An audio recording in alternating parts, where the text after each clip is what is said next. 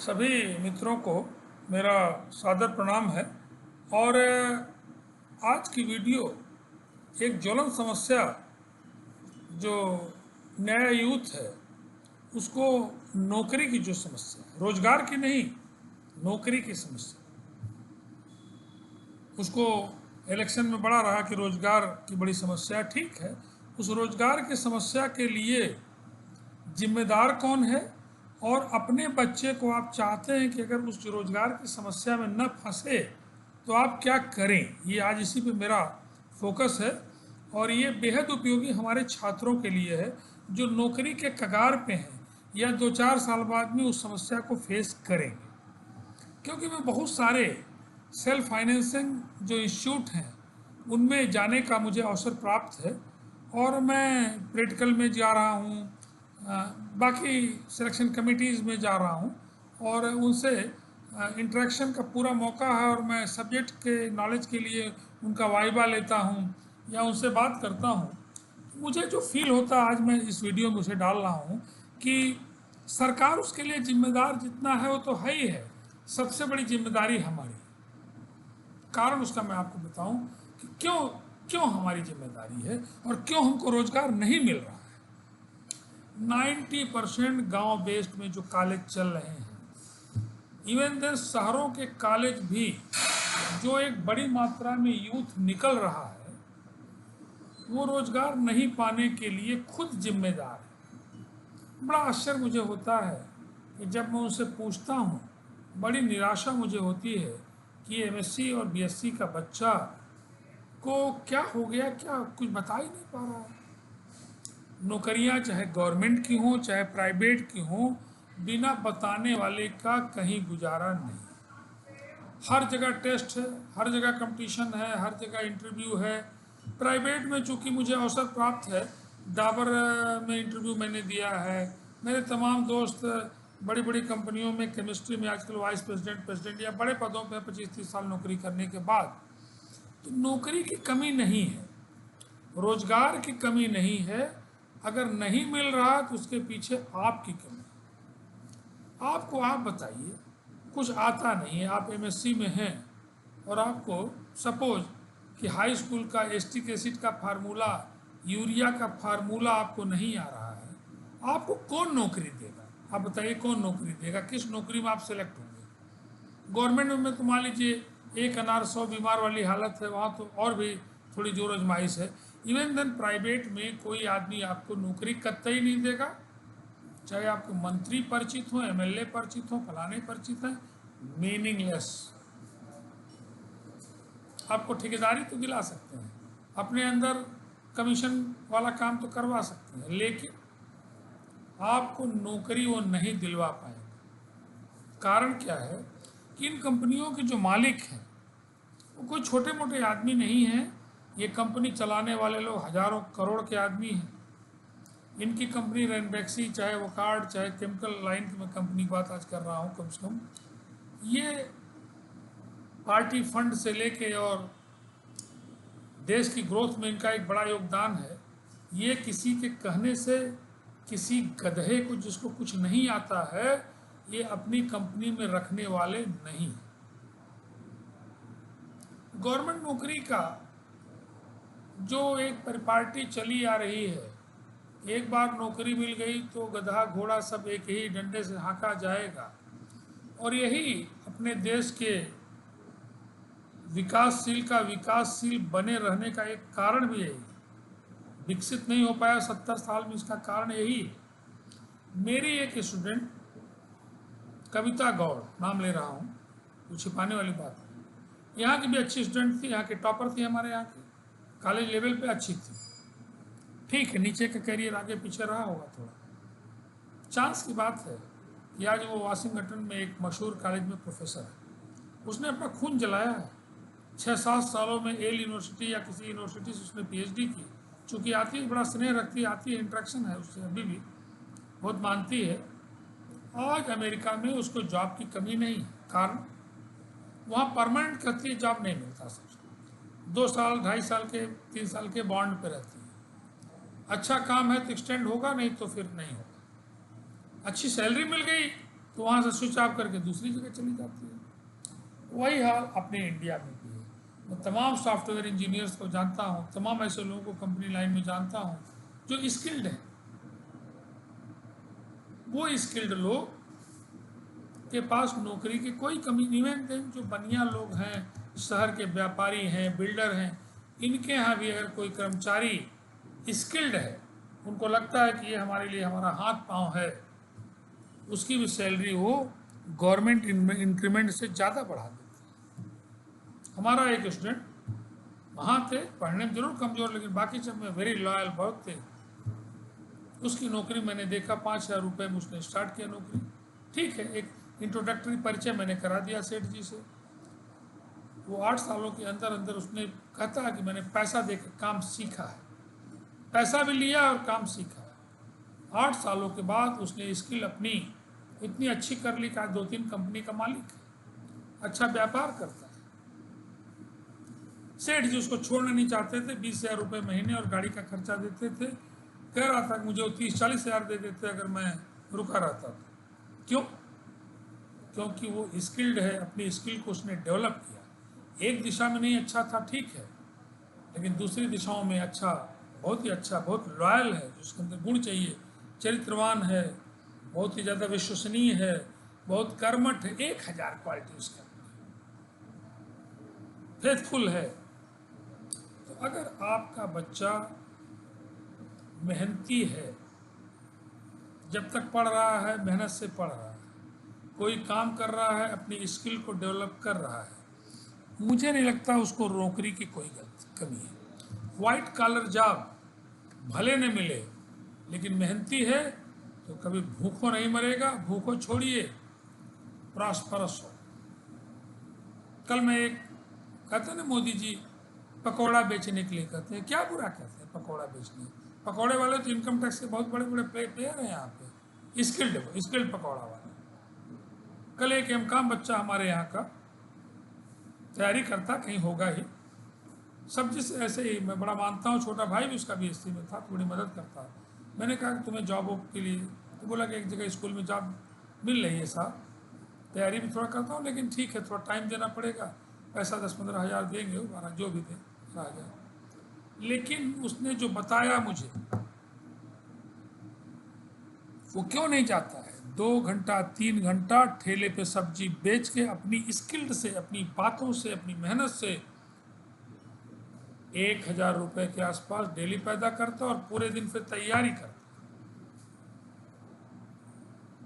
आपका बच्चे को कुछ आता नहीं, आप दोस्त देंगे कहीं नौकरी नहीं मिली। भाई नौकरी कहाँ मिलेगी जब कुछ आता ही नहीं है। मैं तो देख रहा हूँ 1% बच्चा पढ़ने में अच्छा निकल रहा है, बाकी बच्चे इतने ज़्यादा, इतने थोक में बच्चे निकल रहे हैं, नकल करके पास हो रहे हैं। एन केन प्रकरण डिग्री उनको कागज़ की मिल रही है, जिसको जलाने के बाद एक कप चाय भी नहीं मिल सकती है। और उनके गार्जियन का सरकार पे दोषारोपण कि इनको नौकरी नहीं मिल रही। नौकरी नहीं मिल रही क्योंकि वो स्किल्ड नहीं है। आज स्किल्ड अगर हैं, नौकरी मीन्स काम, कोई कमी नहीं। हमारे गांव में 3-4 भाई बढ़ई लोग थे, 3-4 घर थे, आज 20 बच्चे उनके घर के, वो बढ़िया मकान कार से चलते हैं। क्यों? मेहनत किया, अपने रिश्तेदारों के यहाँ पूना में, बॉम्बे में जाके सोफा बनाना, एक से एक अच्छी चीज़ें बनाना सब सीख गए, दिन रात मेहनत करके। आज हमारे उस एरिया के 50-60 गांव में, सैकड़ों गांव में इतनी पूंछ है।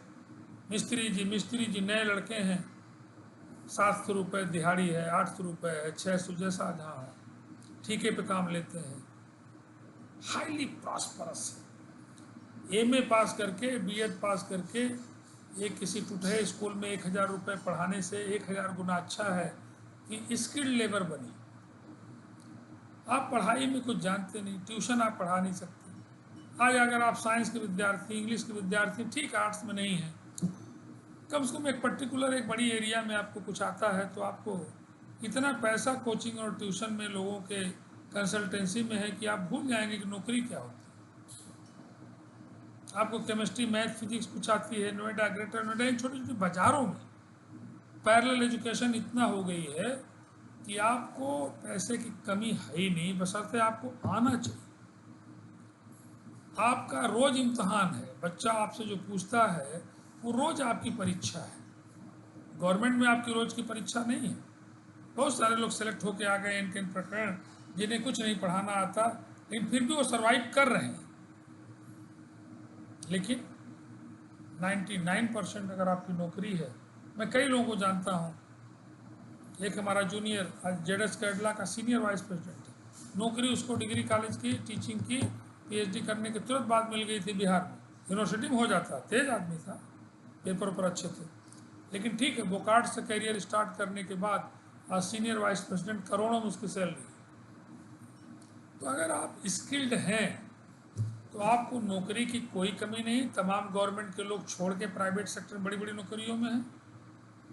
लेकिन जब आप स्किल्ड नहीं हैं, आपको कुछ आता नहीं है, आप पढ़ते नहीं हैं, आपको नॉलेज गेन करने का शौक नहीं है, तो सरकार पे ठीकरा फोड़ना वोट के लिए कि साहब रोजगार नहीं, रोजगार नहीं, मैं इसको कभी भी 100% कभी नहीं मानता। नेवर।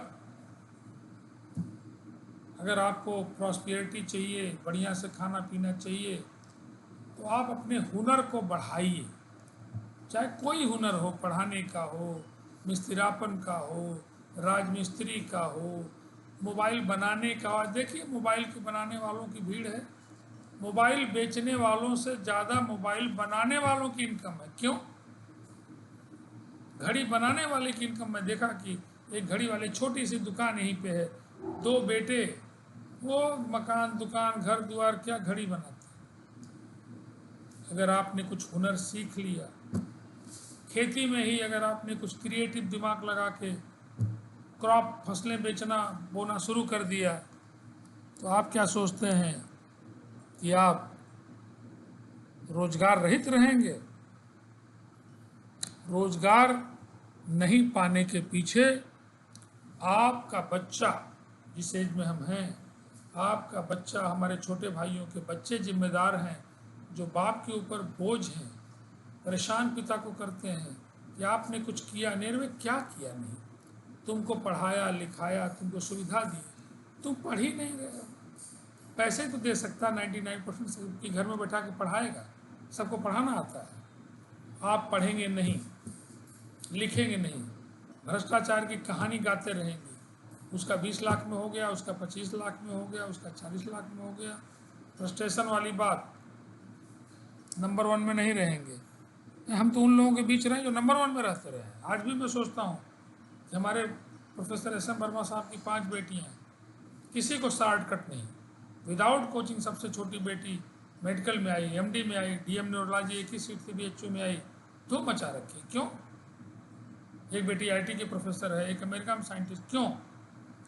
गुरु जी के यहाँ कोई शॉर्टकट बात नहीं होती थी कि उसका कंडक्टर में हो गया 5 लाख दे के, उसका 20 लाख दे के यहाँ हो गया। इस तरह की बात घर में करने वाले, भ्रष्टाचार को बढ़ावा देने वाले अगली पीढ़ी के नाशक हैं, नाशक। तो अपने सभी छात्रों से पुरजोर प्रार्थना है कि जब तक पढ़ने का समय है, नहीं पढ़ने का मन करता छोड़ दीजिए, कुछ और सीखिए, कुछ हुनर सीखिए, लेकिन जब तक पढ़ने का समय है मन लगा के पढ़िए, और जो पढ़ते हैं उसमें महारत हासिल करने का प्रयास करिए। और महारत हासिल होगी ही, नहीं होने का प्रश्न ही नहीं है। कोई चीज़ असंभव कतई नहीं। और देखिए कदम कदम पे आपको नौकरी पाने का कॉन्फिडेंस होगा, नौकरी आपको मिल जाएगी, चाहे प्राइवेट में, चाहे गवर्नमेंट में, चाहे अपना रोजगार, चाहे स्टार्टअप शुरू करेंगे, हर जगह धूम मचा देंगे। और तब इस सरकार का दोषारोपण, कोई सरकार आ जाएगी, कोई किसी पार्टी की सरकार आ जाएगी। 70 साल से हर आदमी नौकरी पाता था। मेरे पूरे गांव में 20 घर दलित लोग हैं। संपर्क इसलिए कि मेरे बड़े पिताजी अच्छे शिक्षक थे, बिना भेदभाव उन्हें पढ़ाते भी थे कुछ बच्चों को। एक बच्चा नौकरी नहीं पाया, जबकि रिजर्वेशन था, इतनी सुविधाएं हैं, एक बच्चे को नौकरी नहीं मिली। बहुत दिनों बाद एक हमारा दयाराम घर का छात्र था जो इंटर कॉलेज में लेक्चरर हुआ, इलाहाबाद चला गया, वहां से हो गया। पिताजी उसके लेबर थे। आज जागरूकता आई उनके अंदर। 200 लड़के और लड़कियां इलाहाबाद में रहकर तैयारी कर रहे हैं, पढ़ाई कर रहे हैं। कहीं न कहीं नौकरी मिलेगी, किसी न किसी जगह मिलेगी। नहीं मिलेगी तो कोचिंग ट्यूशन भी खोल लेगा तो प्रॉस्परस होगा। इतनी गवर्नमेंटें थी तो 70 साल से, लेकिन किसी को हमने नौकरी पाते तो नहीं देखा। क्या हो गया था? तब तो रोजगार के बड़े साधन थे, हैं? आज रोजगार नहीं कहानी गा रहे हैं। अरे रोजगार नहीं, आपका यूथ, आपके घर का बच्चा गधा निकल रहा है, इसलिए रोजगार नहीं है। इसको तहे दिल से एक्सेप्ट करिए। इसको 9 का पहाड़ा नहीं आता, आप चाहते हैं कि आईएएस बन जाए, ख्वाब बड़े बड़े हैं, काम कुछ नहीं है। तब सरकार के पास रोजगार नहीं है। सरकार सबको रोजगार दे रही है, पूरे विश्व में रोजगार सरकार दे रही है, पूरी गल्फ कंट्री में रोजगार सरकार दे रही है।